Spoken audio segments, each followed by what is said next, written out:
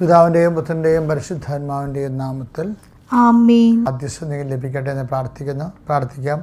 അമ്മേ പരിശുദ്ധ അമ്മേ, അമ്മേ പരിശുദ്ധമേ, ദൈവമാതാവേ, കൃപാസനത്തിലൂടെ ഞങ്ങൾക്കും ഞങ്ങളുടെ ദേശത്തിനും അമ്മ മധ്യസ്ഥം തേടി തന്ന എല്ലാ അനുഗ്രഹങ്ങൾക്കും കൃപകൾക്കും ഞങ്ങളിപ്പോൾ ഹൃദയം നിറഞ്ഞ നന്ദി പറയുന്നു. അമ്മേ പരിശുദ്ധമേ, ദൈവമാതാവേ, 2004 ഡിസംബർ 7-ാം തീയതി ഉച്ചകഴിഞ്ഞ് 2:30 കൃപാസനത്തിൽ സംഭവിച്ച അമ്മയുടെ പ്രത്യക്ഷപ്പെടലിനെ കുറിച്ച് തിരുസഭയ്ക്ക് സമർപ്പിച്ചിരിക്കുന്ന പഠനരേഖകളുടെ മേൽ സഭാത്മകമായ പഠനം ആരംഭിക്കുവാൻ ഞങ്ങൾ പ്രാർത്ഥിക്കുന്നു. അമ്മേ പരിശുദ്ധമേ, ഭൂസ്വർലോകങ്ങളുടെ രാജ്ഞിയായ അങ്ങേയ്ക്ക് ഭൗമ സംരക്ഷണത്തിനായി പ്രപഞ്ച പ്രകൃതിയെ തന്നെ തിരുസഭ പ്രതിഷ്ഠിക്കുവാൻ ഈ പ്രത്യക്ഷീകരണം വഴി ഇടയാക്കിയണമേ. പരിശുദ്ധമേ, ജപമാല മാതാവേ, സകല കൃപാസനം പ്രാർത്ഥനകളോടും ചേർത്ത് ഞങ്ങളിപ്പോൾ പ്രാർത്ഥിക്കുന്ന ഈ കുടുംബത്തിന്റെ പ്രത്യേക നിയോഗം മക്കളെ.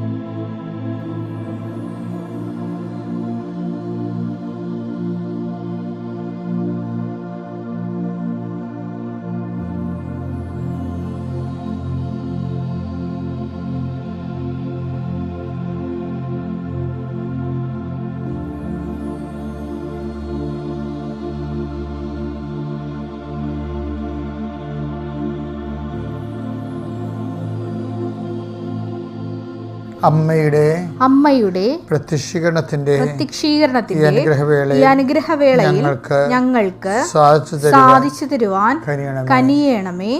ആമേൻ. വിശ്വാസ പ്രമാണം. സർവശക്തനായ പിതാവും ആകാശത്തിന്റെയും ഭൂമിയുടെയും സൃഷ്ടാവുമായ ദൈവത്തിൽ ഞാൻ വിശ്വസിക്കുന്നു. അവിടുത്തെ ഏകപുത്രനും ഞങ്ങളുടെ കർത്താവുമായ ഈശോ മിശിഹായിലും ഞാൻ വിശ്വസിക്കുന്നു. ഈ പുത്രൻ പരിശുദ്ധാത്മാവിനാൽ ഗർഭസ്ഥനായി കന്യകാമറിയത്തിൽ നിന്ന് പിറന്ന് പൊന്തിയോസ് പീലാത്തോസിന്റെ കാലത്ത് പീഡകൾ സഹിച്ച് കുരിശിൽ തറയ്ക്കപ്പെട്ട് മരിച്ച് അടക്കപ്പെട്ട് പാതാളങ്ങളിൽ ഇറങ്ങി മരിച്ചവരുടെ ഇടയിൽ നിന്ന് 3-ാം നാൾ ഉയർത്ത് സ്വർഗത്തിലേക്ക് എഴുന്നള്ളി സർവശക്തിയുള്ള പിതാവായ ദൈവത്തിന്റെ വലതുഭാഗത്തിരിക്കുന്നു. അവിടെ നിന്ന് ജീവിക്കുന്നവരെയും മരിച്ചവരെയും വിധിക്കുവാൻ വരുമെന്നും ഞാൻ വിശ്വസിക്കുന്നു. പരിശുദ്ധാത്മാവിലും ഞാൻ വിശ്വസിക്കുന്നു. വിശുദ്ധ കത്തോലിക്കാ സഭയിലും പുണ്യവാന്മാരുടെ ഐക്യത്തിലും പാപങ്ങളുടെ മോചനത്തിലും ശരീരത്തിന്റെ ഉയർപ്പിലും നിത്യമായ ജീവിതത്തിലും ഞാൻ വിശ്വസിക്കുന്നു. ആമേൻ. സുഖസ്ഥനായ ഞങ്ങളുടെ പിതാവേ, അങ്ങയുടെ നാമം പൂജിതമാകണമേ. അങ്ങയുടെ രാജ്യം വരണമേ.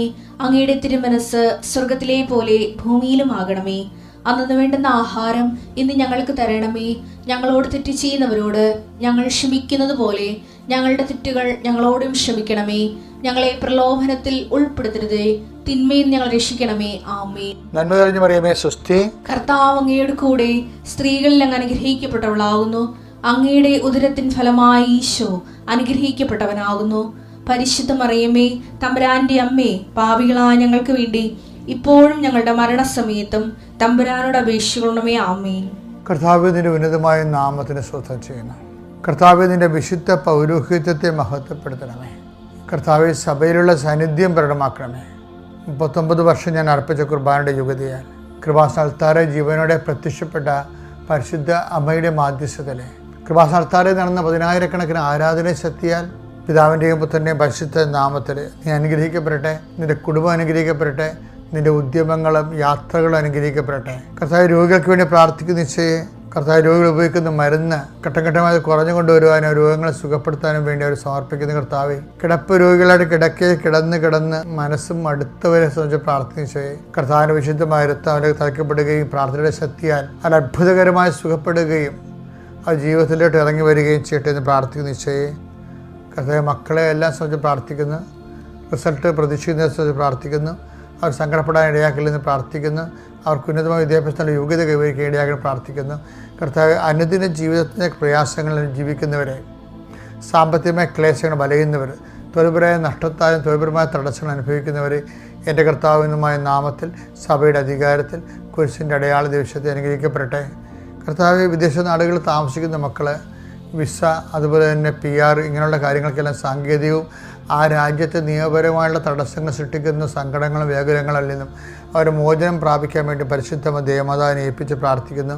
എൻ്റെ കർത്താവിന് ഉന്നതമായ നാമത്തിൽ സഭയുടെ അധികാരത്തിൽ കുരിശിൻ്റെ അടയാളത്തിൽ നിൻ്റെ വഴിയാത്രകളെയും യാത്രയുടെ ലക്ഷ്യങ്ങളെയും അതിൻ്റെ നിവർത്തിയെയും പരിശുദ്ധ ദേവമാതാവ് സമർപ്പിച്ച് പ്രാർത്ഥിക്കുന്നു. ഇന്ന് രാത്രി നീ തിരികെ വരുമ്പോൾ നീ പോകുന്ന എല്ലാ ഉദ്യമങ്ങൾക്കും ആശ്വാസമായ മറുപടി നിനക്ക് നിൻ്റെ കടപ്പെട്ടവരോട് പറയാനുണ്ടാകുന്ന രീതിയിൽ കർത്താവ് നിന്നെ അനുഗ്രഹിക്കേണ്ട പ്രാർത്ഥിക്കുന്നു. നിൻ്റെ കഴിവിനാൽ അല്ലാതെ നടക്കുന്ന, നിൻ്റെ കഴിവ് കൊണ്ട് നടക്കാത്ത അനേകം കാര്യങ്ങളുണ്ട്. അതെല്ലാം മെരിറ്റ് കൊണ്ടല്ലാതെ ഗ്രേസ് കൊണ്ടും കൃപ കൊണ്ടും നടക്കാൻ കർത്താവിൻ്റെ മാതാവിൻ്റെ മധ്യസ്ഥത്തിൽ യേശുവിൻ്റെ നാമത്തിൽ കൃപ ധരിപ്പിക്കണമെന്ന് പ്രാർത്ഥിക്കുന്നു.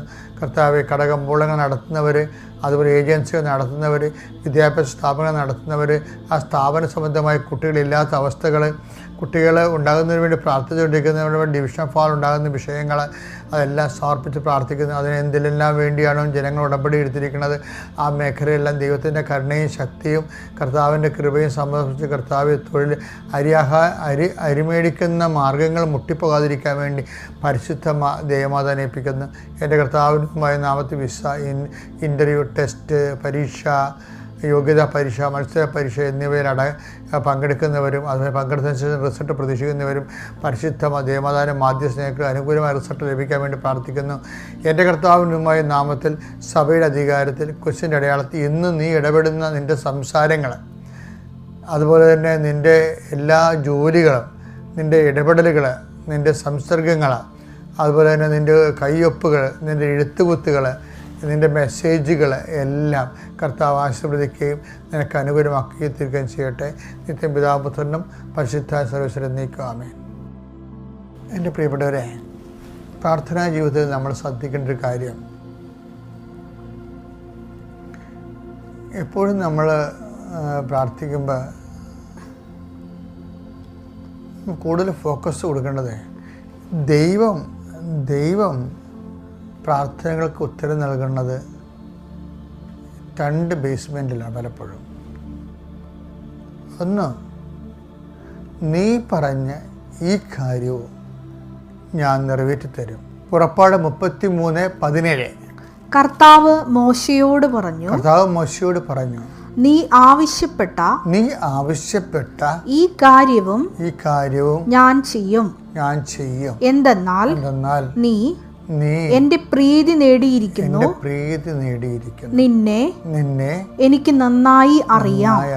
അതായത് ഈ പ്രാർത്ഥിക്കുമ്പോൾ നമ്മൾ ശ്രദ്ധിക്കേണ്ടത് 3 കാര്യങ്ങളാണ്. ഒന്നെന്താണ്, നമ്മൾ ദൈവം എന്താ പറഞ്ഞ മോശയോട്, മോശയുടെ പ്രാർത്ഥന കേൾക്കാൻ കാരണം എന്താണ്? നീ പറഞ്ഞ ഈ കാര്യം, നീ ആവശ്യപ്പെട്ട ഈ കാര്യവും ഞാൻ നിറവേറ്റിത്തരാം. ഇത് ഉടമ്പടിയുടെ നേരെ ഓപ്പോസിറ്റായിട്ടുള്ളൊരു പ്രവർത്തനമാണ്. ഉടമ്പടി എന്ന് പറയുന്നത് എന്താണ്? അവൻ പറയണ പോലെ നമ്മൾ ചെയ്യുന്നതാണ്. പക്ഷെ ഇപ്പം അവൻ പറയണ പോലെ നമ്മൾ ചെയ്യുമ്പോൾ സംഭവിക്കണത് എന്താണ്? നമ്മൾ പറയണ പോലെ ദൈവം ചെയ്യുന്നതാണ് ഈ പുറപ്പാട് 33:17 അപ്പോൾ അതിനുള്ള സാധ്യതയുണ്ട്. പക്ഷെ പറയേണ്ട ആളിന് കുറച്ച് വെയിറ്റ് ഉണ്ടാകണമെന്നേ ഉള്ളൂ. എന്താണെന്ന് വെച്ച് കഴിഞ്ഞാൽ നമ്മുടെ നമുക്ക് കുറച്ച് ക്ലെയിംസ് ഉണ്ടാകണം ദൈവ തിരുസന്നിധിയിൽ. അതായത് നമ്മളെപ്പോഴും ശ്രദ്ധിക്കേണ്ടത് ഒരു കേവലം മനുഷ്യൻ അല്ല വിശ്വാസി എന്നതിനേക്കാളുപരി ദൈവം വിശ്വാസിക്ക് അതൊരു സ്റ്റാറ്റസാണ്. പക്ഷെ വളരെ നിങ്ങൾ ഭൂമിയുടെ അതിർത്തികൾ വരെ എൻ്റെ തിരുവുത്ഥാനത്തിൻ്റെ വിശ്വാസിയായിരിക്കും എന്നല്ല പറഞ്ഞത്. എന്താ കാര്യം? സാക്ഷികളായിരിക്കും. അതാണ് പ്രശ്നം. അത് സ്റ്റാറ്റസാണ്. Take the bed of God. അപ്പോസ്തല പ്രവർത്തനം 1:8. എന്നാൽ പരിശുദ്ധാത്മാവ് നിങ്ങളുടെ മേൽ വന്നു കഴിയുമ്പോൾ നിങ്ങൾ ശക്തി പ്രാപിക്കും. ജെറുസലേമിലും യൂദയ മുഴുവനിലും സമരിയായിലും ഭൂമിയുടെ അതിർത്തികൾ വരെയും നിങ്ങൾ എനിക്ക് സാക്ഷികളായിരിക്കുകയും ചെയ്യും. ഭൂമിയുടെ അതിർത്തികൾ എന്നൊക്കെ പറയുമ്പോൾ നമ്മളോർക്ക് അന്നത്തെ ഭൂമിയിൽ അമേരിക്കയിലല്ലോ, തെക്കേ അമേരിക്കയിലും ആസ്ട്രേലിയയിലും ഒന്നുമില്ല അന്നത്തെ ഭൂമിയിൽ, അറിയത്തില്ല. അപ്പോൾ ഭൂമിയൊന്നും ബൈബിളൊക്കെ പറയുമ്പോഴെന്ന് വെച്ച് കഴിഞ്ഞാൽ നമ്മൾ നടന്ന് എത്തണ സ്ഥലമില്ലേ, എവിടെയാണ് നമ്മുടെ യാത്ര അവസാനിക്കുന്നത്, ജീവിതയാത്ര അവസാനിക്കുന്നത്, അവിടെ വെച്ച് നമ്മുടെ ഭൂമി തീരുകയാണ്. അപ്പം നമ്മുടെ ജീവിതത്തിൻ്റെ അവസാനം വരെയാണ് നമ്മൾ സാക്ഷികളാകേണ്ടത്. അതിൻ്റെ അടുത്ത് വെച്ചാൽ ഇടയ്ക്കുള്ള ഗ്യാപ്പ് ദൈവം അക്സെപ്റ്റ് ചെയ്യുന്നില്ല. അതൊരു ഭയങ്കര സീരിയസ് വിഷയമാണ്. പല ആൾക്കാർക്കുള്ള ഏറ്റവും വലിയ പ്രശ്നം ഈ ഭയങ്കരമായ സാക്ഷ്യത്തിന് ഭയങ്കര ഗ്യാപ്പ് വരുന്നുണ്ട്. കുറേ ആൾക്കാർക്ക് പെട്ടെന്ന് ഒരു ദൈവികമായ കൃപയും എന്തെങ്കിലും കാര്യമൊക്കെ നടന്നു കഴിയുമ്പോൾ പെട്ടെന്നൊരു ഉത്സാഹവും ഒരു ഓടിപ്പിടുത്തവും ഒരു ഉത്രാടപ്പാച്ചിലും ഒക്കെ എന്നൊക്കെ പറഞ്ഞ പോലെ ഒരു ധൃതിയൊക്കെ കാണും ആധ്യാത്മിക കാര്യങ്ങൾക്ക്. കുറച്ച് കഴിയുമ്പോൾ അത് കെട്ടുപോകും. അപ്പം അത് ജെനുവിനല്ല ശരിക്കും പറഞ്ഞാൽ. അത് ആ വസ്തു അടിസ്ഥാനപ്പെടുത്തിയിട്ടുള്ള വിഷയാധിഷ്ഠാനമായിട്ടുള്ള തൽക്കാലത്തേക്കുള്ളൊരു ആവേശമാണ് ശരിക്കും. അപ്പം അങ്ങനെയല്ല. ഇതിൻ്റെ അകത്ത് വരുന്നൊരു വിഷയം എന്ന് പറയുന്നത് താൽക്കാലിക ആവശ്യങ്ങൾക്ക് ആധ്യാത്മികതയിൽ വലിയ പ്രസക്തിയില്ല. കാര്യം അത് വലിയ ആവശ്യം കാണിച്ചില്ലെങ്കിലും സ്ഥായിയായ ഒരു നിലനിൽപ്പ് ജീവിതത്തിൻ്റെ അവസാനം വരെ ഉണ്ടാകുന്നതാണ് ശരിക്കും കരുത്തുള്ള സാക്ഷ്യം. അത് വിശ്വാസമല്ല, സാക്ഷ്യമാണ്. ഓരോരോ ഇൻസിഡൻറ്റും എന്തിനുള്ളതാണ്? സാക്ഷ്യത്തിനുള്ളതാണ് ഇൻസിഡൻ്റ് ആവുള്ളത്. അപ്പം അങ്ങനെ വരുമ്പോൾ എന്ത് പറ്റും? നമ്മളുടെ ക്ലെയിമും കലിബറും വർദ്ധിക്കും. നമ്മുടെ പേര് കേട്ടാൽ മതി. ദൈവം ഇപ്പം നമ്മൾ യേശുക്രിസ്തുവിൻ്റെ ഇപ്പം നമ്മൾ അപ്പോസ്തലന്മാരെ പ്രാർത്ഥിക്കുന്നത് എന്താണ്? യേശുക്രിസ്തുവിൻ്റെ നാമത്തിൽ അടയാളങ്ങൾ സംഭവിക്കട്ടെ എന്നാണ്. അപ്പോസ്തല പ്രവർത്തനം 4:30 വായിച്ചേ. അവിടുത്തെ പരിശുദ്ധദാസനായ യേശുവിന്റെ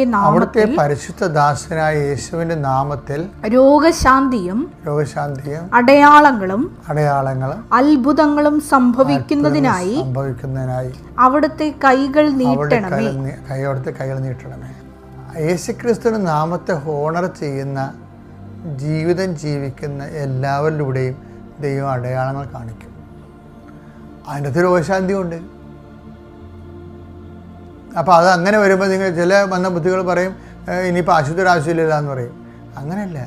എന്നുവെച്ചാൽ കർത്താവിൻ്റെ അടയാളം കാണിക്കുന്നതിൻ്റെ ഉദ്ദേശം യേശുക്രിസ്തുവിലൂടെ ജനങ്ങൾ അടയാളം കണ്ട് വിശ്വസിച്ച് രക്ഷ പ്രാപിക്കുന്നതിനാണ്. വിശ്വസിച്ച് എന്തിനാണ് ചെയ്യേണ്ടത്? വിശ്വസിക്കുന്നത് എന്തിനാണ്? രക്ഷ പ്രാപിക്കാനാണ്. യോഹന്നാൻ സുവിശേഷം 20:31. എന്നാൽ ഇവ തന്നെയും എഴുതപ്പെട്ടിരിക്കുന്നത് യേശു ദൈവപുത്രനായ ക്രിസ്തുവാണെന്ന് നിങ്ങൾ വിശ്വസിക്കുന്നതിനും അങ്ങനെ വിശ്വസിക്കുക നിമിത്തം നിങ്ങൾക്ക് അവന്റെ നാമത്തിൽ ജീവൻ ഉണ്ടാകുന്നതിന് വേണ്ടിയാണ്. രക്ഷ പ്രാപിക്കുന്നതിന് വേണ്ടിയാണ്. അപ്പോഴും നമ്മൾ എപ്പോഴും ശ്രദ്ധിക്കേണ്ട കാര്യം ഈ രക്ഷയെക്കുറിച്ചാണ് ഇപ്പോഴും പലരും മൗനം പാലിക്കുന്നത്. നമ്മൾ കരുണയെക്കുറിച്ച് വാതോരാതെ സംസാരിക്കും. കാര്യം അത് ജനങ്ങളുടെ ഇടയിലെല്ലാം അപ്ലോസ് കിട്ടും. പക്ഷേ യേശുവിൻ്റെ നിത്യരക്ഷയെക്കുറിച്ച് നമ്മൾ സായിപ്പിനെ കാണുമ്പോൾ കവാത്ത് മറക്കും, പറയത്തില്ല. കാര്യം അത് അപ്ലോസ് കിട്ടത്തില്ല. അപ്പം നമ്മളെ സംബന്ധിച്ചിടത്തോളം നമ്മളെ ആസ്തി വർദ്ധിപ്പിക്കുന്നതും യേശുക്രിസ്തുവിനെ കൈമാറുന്നതിലൂടെയാണ്. നമ്മൾ കൈമാറിയില്ലെങ്കിൽ വേറെ ആരും ഈ കാലഘട്ടത്തിൽ കൈമാറാനില്ല. അപ്പോൾ ഈ കാലഘട്ടത്തിൽ ദൈവം എന്നെ തിരഞ്ഞെടുത്തിരിക്കുന്നുള്ള ബോധം നിനക്കുണ്ടാവണം. അപ്പോൾ ഞാൻ ഈ ദിവസങ്ങളെല്ലാം വായിച്ചുകൊണ്ടിരുന്നത് ചാവറയച്ചൻ്റെ പുസ്തകങ്ങളാണ്. ചാവറയച്ചൻ്റെ നാളാഗമങ്ങൾ, ചാവറയച്ചൻ്റെ സമ്പൂർണ്ണ കൃതികൾ, ചാവറയച്ചൻ്റെ കത്തുകൾ, ഇതൊക്കെയാണ് ഞാൻ വായിച്ചുകൊണ്ടിരുന്നത്. ചാവറയച്ചൻ ശരിക്കും പറഞ്ഞാൽ വിശുദ്ധൻ നിനക്കുള്ളവർ ഒരു ദൈവദാസനാണ്. നമ്മുടെ ഇവിടുത്തെ ഈ ശ്രേണികളിൽ ചിലപ്പോൾ ദൈവദാസൻ ആദ്യത്തെ പടിയും പിന്നെയാണ് വിശുദ്ധിയൊക്കെ ഉണ്ട്. പക്ഷേ ബേസിക്കായിട്ട് ഏറ്റവും വലിയ സ്റ്റാറ്റസ് എന്താണ്? ഒരു സുവിശേഷക്കാരന് കിട്ടേണ്ട ഏറ്റവും വലിയ സ്റ്റാറ്റസ് എന്താ? അവൻ ദൈവദാസനാണ്. സകലദാസനെ പോലെ. കാര്യം ഇപ്പോൾ റോക്കോസൊക്കെ വരുന്ന കാലത്ത് ഓരോ പള്ളികളിലും പോവുകയും ജനങ്ങളെ അത് റോമിലേക്കൊക്കെ എഴുതുന്നത് എന്ത് സങ്കടത്തോടെയാണെന്നറിയാമോ? വേദന കൊണ്ട മനസ്സോടെ എഴുതുകയാണ്. ഒരു ആൾ സഭയിൽ നഷ്ടപ്പെട്ട അത്രയും വേദനാജനകമായിട്ട് ആ ആളിനെ വേണ്ടി ആ പള്ളിയിൽ പോവുക, പല പ്രാവശ്യം പോവുക, സങ്കടപ്പെടുക, നിരന്തരം പ്രാർത്ഥിക്കുക, എഴുതുക, പരിശ്രമിക്കുക. ഇങ്ങനെ നമ്മൾ ഭയങ്കരമായ ഈ കാലഘട്ടത്തിൽ നമ്മുടെ രാജ്യത്ത് നടന്ന ഏറ്റവും വലിയൊരു വിശുദ്ധനാണ്. എന്ന് വെച്ച് കഴിഞ്ഞാൽ അദ്ദേഹത്തിന് ഒരു വിശുദ്ധൻ എന്ന് പറയുന്നതിനേക്കാൾ ഉപരി he was A servant, actual servant.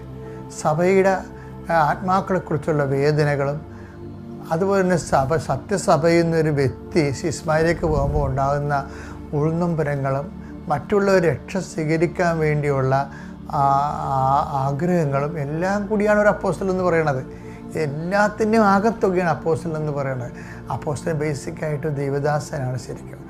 ദൈവത്തിൽ അതിനൊരു പൗരോഹിത്യം ആവശ്യമില്ല ശരിക്കും പറഞ്ഞാൽ. പൗരോഹിത്യം ഉണ്ടായ ഏറ്റവും നല്ലതാണ്. ഇപ്പോൾ ഒരു രോഗിക്ക് നമ്മൾ ബോധം കെട്ട് വീഴുമ്പോൾ നമ്മൾ CPR കൊടുക്കത്തില്ലേ? അപ്പോൾ ആർക്കും അത് കൊടുക്കാം, പക്ഷേ ആൾക്കാർ രക്ഷപ്പെടും. പക്ഷേ ഒരു നേഴ്സോ ഒരു ഡോക്ടറോ ആണെങ്കിൽ കുറച്ചുകൂടി സ്കിൽഫുള്ളാണ്. അതുപോലെ ക്രിസ്തുവിന് ആർക്കും കൊടുക്കാം, പക്ഷേ ഒരു സിസ്റ്ററോ അതുപോലെ തന്നെ ഒരു വൈദികനോ ഒക്കെ ആണെങ്കിൽ കുറച്ചുകൂടി സ്കിൽഫുള്ളാണ് കാര്യങ്ങൾ. കാര്യം അവർ കമ്മിറ്റഡാണ് ഈ വിഷയത്തിന്. അവർക്ക് വേറെ ഒരു പിൻപിടുത്തമൊന്നുമില്ല. വീട്ടുകാരെ നാട്ടുകാരെ പിടിച്ചു വരിക്കണ പരിപാടിയൊന്നുമില്ല. അവർ ദൈവം മാത്രമേ ഉള്ളൂ. അപ്പം ദൈവത്തിന് വേണ്ടി സമ്പൂർണ്ണമായി സമർപ്പിക്കപ്പെട്ടവരെ പിൻപിടുത്തമില്ലാതിരിക്കാൻ കാരണം തന്നെ വൈദിക ബ്രഹ്മചര്യത്തിന്, സിസ്റ്റർമാരുടെ സന്യാസ വ്രതത്തിന്, വെജിനിറ്റിക്കും ഒക്കെ ശാസ്ത്രത്തിനും എല്ലാം കാരണം എന്താ? പിൻപിടുത്തങ്ങളില്ലാതെ കർത്താവിനെ പ്രഘോഷിക്കാനുള്ള അവസരം, ജ്വലിപ്പ് നിലനിൽക്കാൻ വേണ്ടിയാണ്. അപ്പം അതുകൊണ്ട് വൈദിക സന്യാസിതരും അതുപോലെ അന്മേനികളും എപ്പോഴും ചെയ്യണം, ദൈവത്തിന് സന്നി നിങ്ങളുടെ പേര് കേട്ടാൽ മോസസിനോട് പറയണ പോലെ പറയണം, നീ ആവശ്യപ്പെട്ട ഈ കാര്യവും ഞാൻ നിനക്ക് ചെയ്തു തരും. കാര്യം എന്താണ്? എനിക്ക് നിന്നെ നന്നായി അറിയാം.